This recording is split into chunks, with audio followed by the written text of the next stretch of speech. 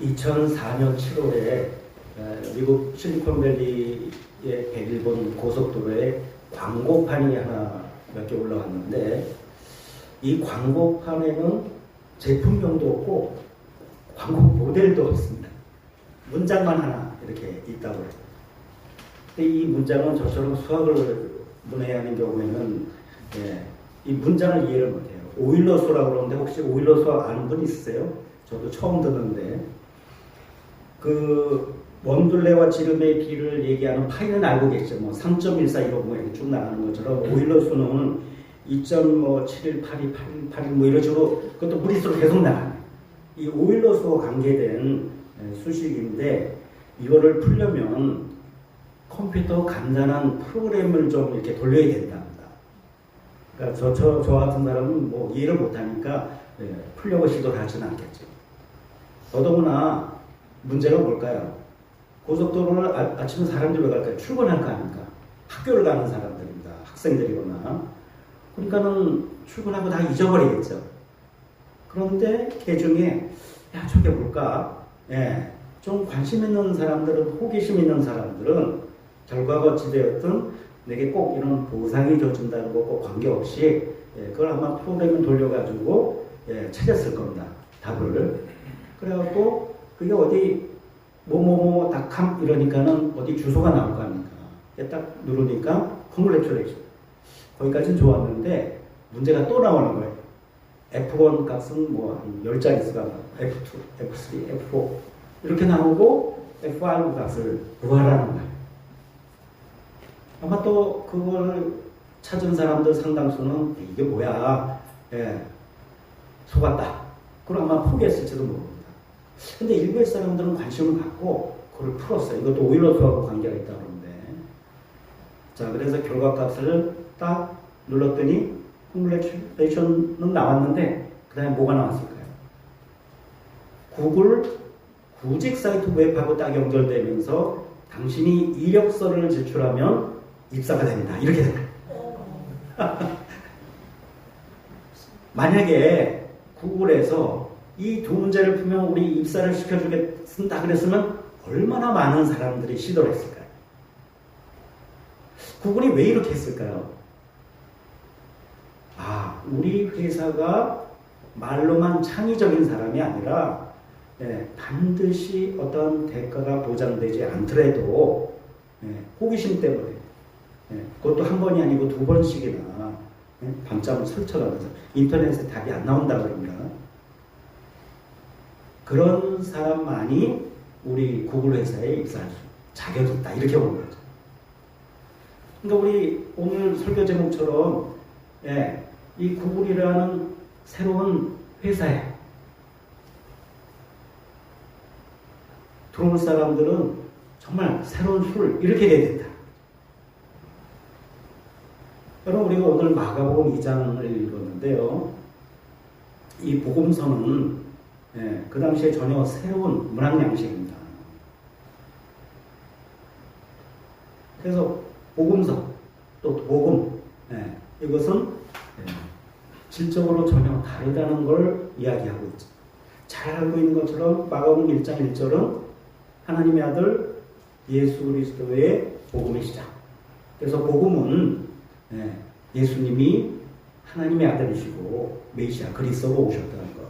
그것이 복음이라고 하는 것을 우리가 너무 잘 알고 있습니다.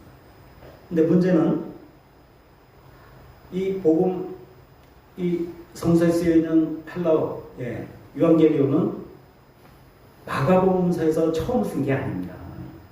당연히 로마 제국 안에서 사용되던 말이죠. 그럼 로마 제국에서는 어떻게 복음을 사용했을까요? 로마 제국이 전쟁에서 승리했다. 승전의 소식을 뭐라고 그래요? 유앙겔리온, 복음이라고 합니다. 로마 제국의 황제가 즉위한다. 그것을 복음이라고 얘기했어요. 로마 제국의 황제가 우리 지역에, 우리 동네에 온다. 그게 복음입니다. 그래서 이 복음이라는 것은 로마 제국의 맥락에서 보면 상당히 정치적인 그런 뜻을 갖고 있습니다. 그러면 예수님이 하나님의 아들이시고 그리스도라는 것이 어떻게 정치적인 맥락에서 복음일까요? 바로 마가복음 1장 15절. 예수님이 처음으로 복음 선포하실 때 하신 말씀 우리가 잘 알고 있습니다. 뭐죠? 때가 찼고 하나님 나라 가까웠으니 회개하고 복음을 믿으라. 때에 하나님이 정하신 때도 있지만 세상의 통치가 이제는 끝이 나면서 뭐가 시작된다? 하나님의 나라, 하나님의 통치가 이제 우리한테 다가오고 있다. 도래하고 있다는 겁니다. 이게 복음의 내용입니다. 그래서 이 복음서의 핵심은 복음은 우리가 항상 뭘 염두에 두고 읽어야 돼요? 세상의 통치와 대비되는 하나님의 통치, 하나님의 나라는 뭘까? 이건 공간을 얘기하는 게 아닙니다. 하나님 나라 여기다 금을 걸었고 일로 들어오시오. 이런 게 아니고 하나님의 통치 안으로 들어가는 거죠. 그래서 우리가 이렇게 읽을 때 보면 예수님은 분명히 공생애를 통해서 뭘 보여주셨어요? 하나님의 통치의 내용을 보여주셨습니다. 그래서 처음 행하신 것들이 뭐죠? 더러운 귀신 내쫓아내시고 베드로 장모의 열병을 고쳐주시고 그러니까 다른 사람들 많이 몰려왔어요. 그래서 그 사람들 다 고쳐주시고 나병 환자도 고치시고 또 중풍병 환자도 고치시고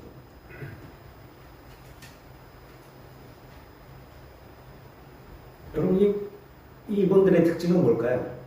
로마 체제 내에서 이 병들이로 다 몰려난 사람이 가난하고 병들고 부자였다가도 그 혈병 앓는 여인처럼 병을 고치지 못해서 가난하게 된 사람들 다 사회 체제에서 이 병들이로 밀려난 사람들 그리고 귀신 들린 사람 이 사람들은 뭘까요? 로마 제국의 전쟁으로 말미암아 가족이 몰살당했다든지 험한 일을 당한 많은 사람들이 결국은 자기의 몸과 마음과 정신이 영혼이 온전치 못한 사람들인 거죠. 그 사람들을 회복시켜 주시는 것이 하나님 나라의 내용입니다. 근데 로마 제국 황제는 그 병든 사람, 귀신 들린 사람은 어떻게 했을까요? 당연히 관심이 없고 방치했죠. 유대교 지도자들은 어떻게 했을까요? 유대교 지도자들, 제사장은 나병 환자, 이 사람이 나병이 있다. 그렇게 판정하고 나병이 있을 경우는 어떻게 되죠? 사회적으로 격리합니다. 가정과 마을을 떠나서 마을 밖에서 살게 합니다. 그러다가 다 나으면 그때 다시 판정을 해서 이 사람은 나병이 나았다. 그래서 다시 마을로 가정으로 복귀하게 하는 그런 판단을 합니다. 그런데 예수님이 항상 문제 제기했던 유대교 지도자, 바리새인들, 서기관들, 율법학자 이 사람들이 하는 역할은 율법에 그 625가지 정도 되는 그 해라 하지 말라 이런 식으로 줄였는데 무려 365가지가 하지 말라는 거고 나머지는 해야 하는 거. 여러분 우리 민법 30조 1항 이거 뭐인지 아시는 분 있어요? 저는 형법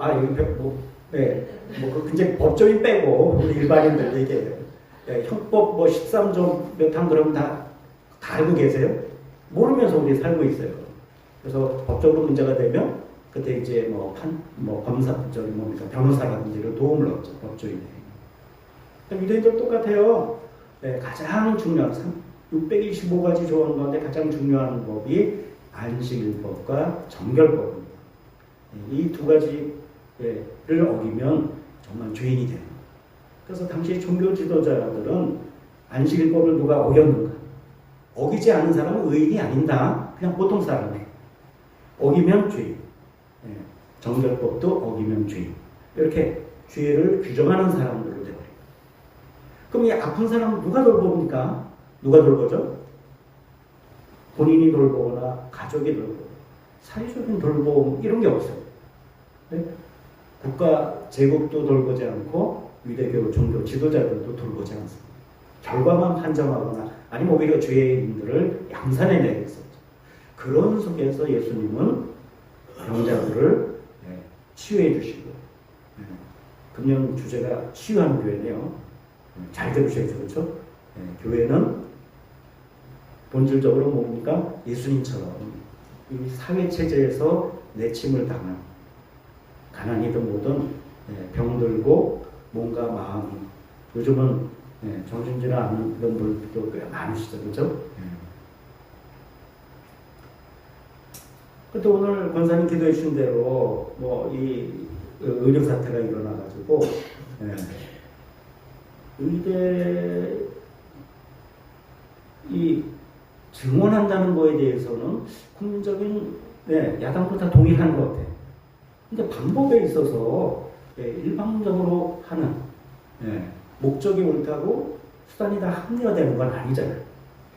그래서 뭐 의협에서는 자기 제자들을 수련의들을 구하기 위해서 집단 휴진도 하고 그러는데 결국 그 와중에 국민들만 불안하고 중환자들은 뭡니까?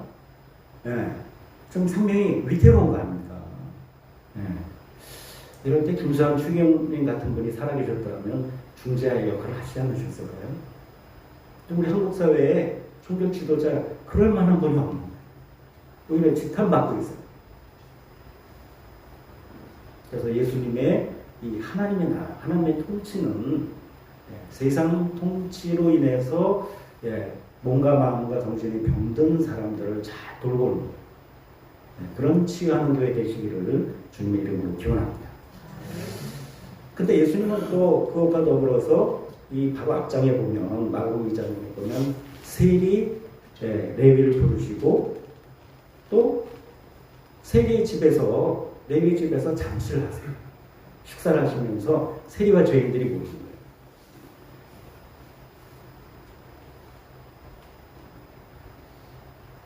하나님의 나라는 하나님의 통치는 몸과 마음과 영이 정신이 병든 것을 치유하고 회복해서 온전한 사람이 되는 것뿐만 아니라 사회적 관계 속에서 소외되고 억압받고 사람 대접 못 받는 사람들을 또 껴안고 그들을 하나님의 사람으로 세우는 그러한 공동체인 것을 알 수가 있습니다.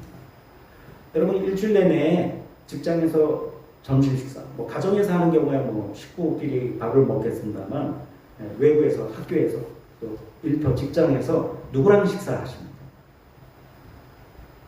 전혀 모르는 사람하고요. 직장에서도 만약에 직장 내 회사 식당이 있다 그러면 직원 식당에 아무거나 식사를 하는 게 아니잖아요. 항상 보면 끼리끼리 이렇게 합니다. 학교에서도 그렇고 직장에서도 그렇고 어떤 사람이 있어요. 왕따가 있잖아요. 근데 이 세리가 바로 그런 사람. 앞에 병들고 몸과 마음과 영이 병든 사람들, 또 사회적으로 차별받는 사람들. 이걸 이스라엘 로마 체제가 계속 양산해 내고 있습니다. 무슨 말일까요?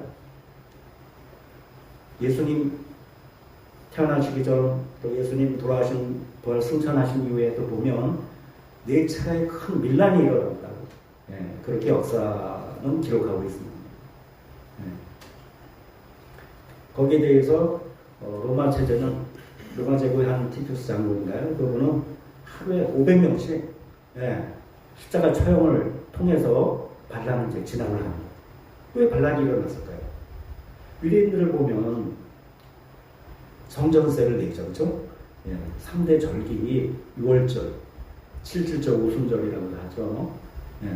그다음에 초막절 되면 새 절기에는 반드시 성전에 가서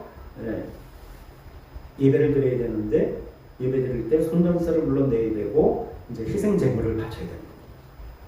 내가 아무리 양이 많다고 해서 양을 끌고 예루살렘에 갔다가는 큰 낭패가 온다고 왜 그러죠? 그 제사장들이 딱 보고 이 양은 흠이 있어서 하나님께 바치지 못한다 이렇게 되는 거예요. 그러면 온전한 양 뭐 희생 제물은 어디서 사야 되나요?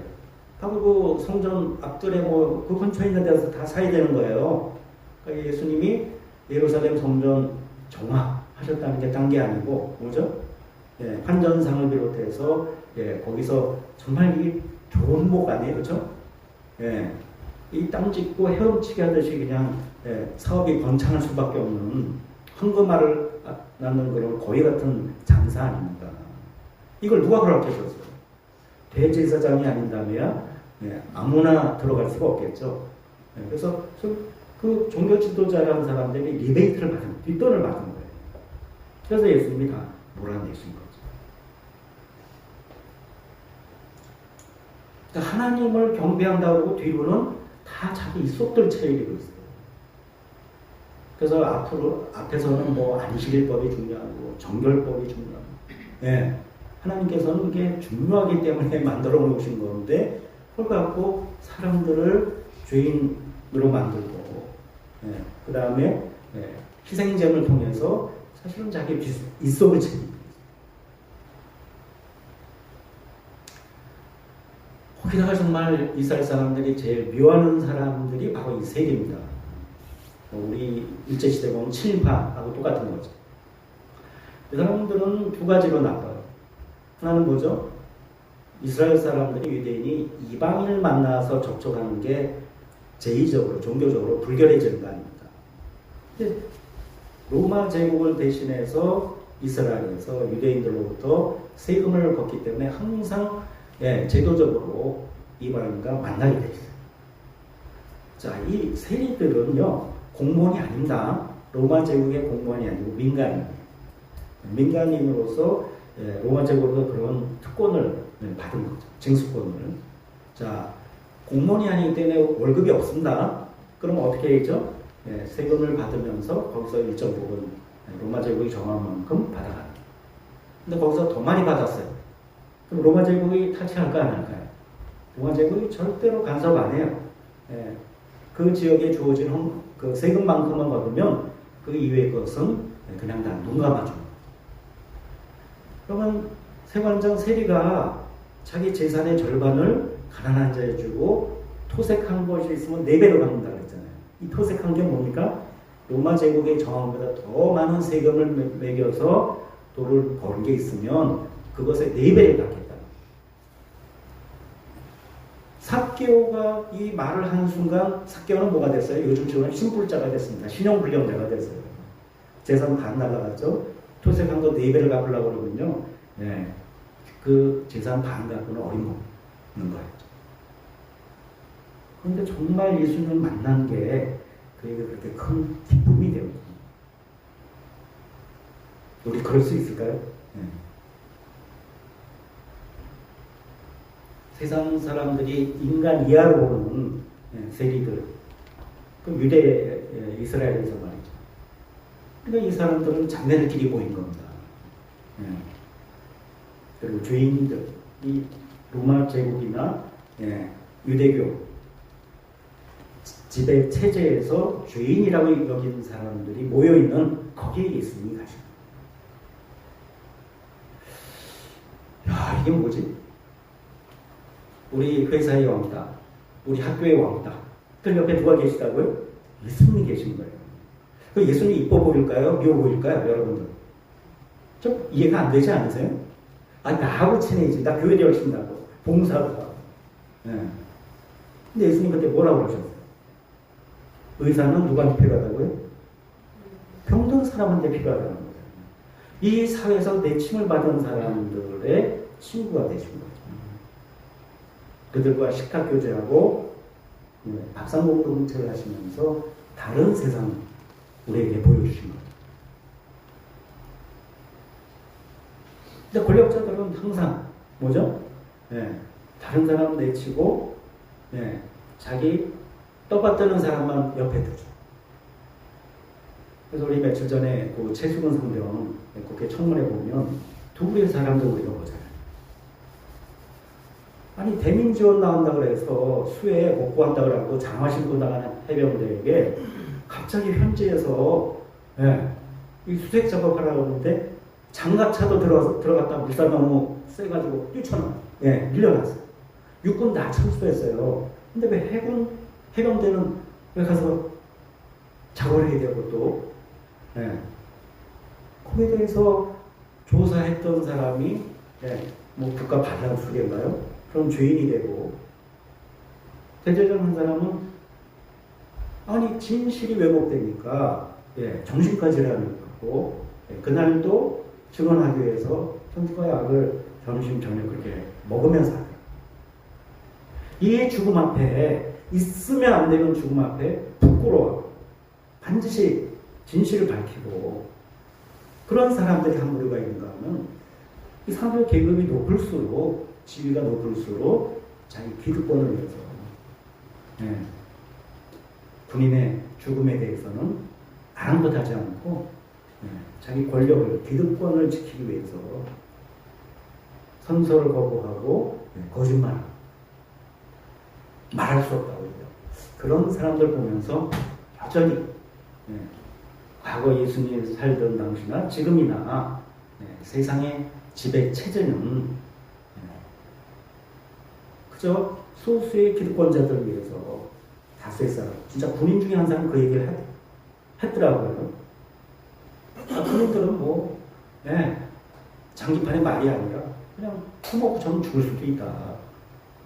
그 사람이 실수로 그런 얘기를 했다고 그러지만 기득권자들의 본심이 나타난 것 같아요. 여러분 우리 교회는 예수님을 따라서 이 체제에서 밀려난 사람들을 잘 섬기고 돌보고 대안을 만들어가는 그런 데가 교회입니다. 그래서 예수님은 제자들을 부르셨죠. 4명의 제자들 부르시고 레위들 부르시고 그들 통해서 하나님의 나라의 모습이 어떤 건가. 근데 여러분 좀 한심해 보이지 않으세요? 로마 제국은 저렇게 강고하고 군대도 있고 그런데 아니 그 세리들 죄인들 어부들 모아놓고 뭐 하시겠다는 거예요? 그런데 놀라운 게 있습니다. 예수님이 12제자 보면 어부들 있죠. 그렇죠? 그 다음에 세리 마태가 있습니다. 열혈당원 젤롯당 시몬이 있습니다. 열혈당원이 뭐죠? 폭력을 통해서 로마 제국을 무너뜨리겠다는 그런 집단입니다. 그러니까 예수님의 12제자 가운데 보면 뭐 이런 그 어부들 일반인들도 있었지만 소위 말하는 오늘날식으로 얘기하면 극우와 극자가 다 있었어요. 그 사람들일지라도 현재의 모습은 그렇다 하더라도 예수님의 가르침 속에서 제자 공동체 속에서 뭐가 된다? 하나님 나라의 일꾼으로 변형이 된다는 거죠. 교회가 바로 그런 것이 되야 됩니다. 그래서 오늘 본문의 말씀 지금 금식할 때가 아니라 뭐죠? 잔치를 할 때. 이 세상에서 사회적으로 차별받고 진짜 왕따 당하는 사람들 그들과 더불어 잔치를 하면서 그들을 하나님 나라의 사람들로 하나님 나라의 일꾼으로 세우는 거죠. 참 이거 아까 구글에 회사 채용하는 거가 황당한 것처럼 예수님의 제자들 이 스펙 보고 뽑은 게 아니고 이 거꾸로 어떻게 이렇게 뽑을 수 있을까? 그렇죠? 이데올로기적으로 그냥 빨주노 척하는 거 무지개 군단이에요. 무지개 군단. 어떻게 보면 오합지졸이에요. 오합지졸.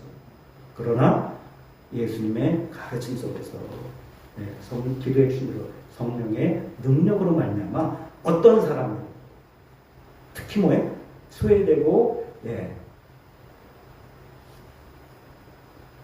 왕따당하는 사람들까지도 다 포함하는 것이 교회의 열대고 그런 사람들 변화된 사람을 통해서 사도 바울은 어떤 사람이에요? 예수님 믿는 사람 잡아다니던 사람 아닙니다.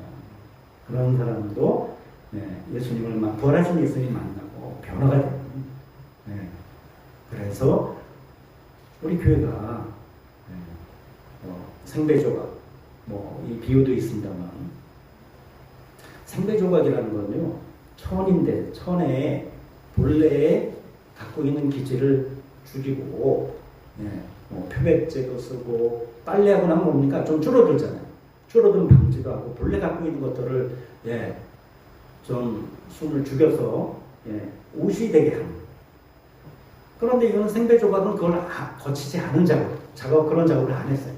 그러니까 기존의 옷하고는 문제가 생기죠. 이게 뻣뻣한 겁니다. 그럼 포도주도 발효할 때 1차 발효는 이 통에서 한다고 그래요. 나무 통에서. 그 다음에 거기서 찌꺼기 걸러내고 2차 발효를 이런 그 양 가죽이라든지 가죽 부대 이런 거에서 이제 2차 발효를 한다. 발효하면 어떻게 될까요? 이게 이제 부피가 늘어나겠죠. 그래서 한 번 발효를 거친 이 가죽 부대는 두 번째는 쓸 수 없다고. 그래서 우리 교회 안에서는 이런 정말 빨주노초 파는 별 다양한 색깔 가진 사람들을 잘 품어줄 수 있는. 제가 뭐 다음 주에 한 번 더 요청을 받아서 다음 주에는 그 말씀을 좀 드리기로 하고요. 오늘은 이 말씀 몇 가지 두 가지 정도 말씀드리고 마치도록 하겠습니다. 저런 식으로 해서 뭐 세상에 큰 변화가 있을 수 있을까? 저는 이제 제목은 생각나지 않는데 2차 세계대전 당시에 있었던 뭐 그냥 영화적 실험은 아니고요. 죄수들만 모아놓고 특공대를 구성해서 독일군이 지키는 그 댐을 폭파하도록 하는 것이 이 부대의 제 임무였습니다. 죄수들에게는 당신이 가서 성공하고 돌아오면 죄를 이제 다 사면해 주겠다 이런 약속을 했죠. 그 특공대 대장만 아마 중상가 이 전문 군인이고 나머지는 죄수들이니까 정말 오합지졸이죠. 근데 가서 다이너마이트를 잘 배치하고 그다음에 정해진 시간 내에 그 다이너마이트를 터뜨리고 철수하는데 이 중사는 특공대장은 생각했어요. 아, 저게 댐이 터지면 자기네들이 철수하는 과정 중에 댐의 폭발로 인해서 자기네들 다 몰살할 거다. 이런 생각을 하고 죽을 각오를 하고 사실은 간 거죠. 근데 다이너마이트가 터졌는데 댐이 안 터져요. 분명히 임무는 성공한 것 같은데 결과가 안 나오는 거예요. 그래서 이 사람들이 다 그 지역을 빠져나왔는데 한참 뒤에 댐이 드디어 폭파되기 시작해요. 무너지기 시작했어요. 왜?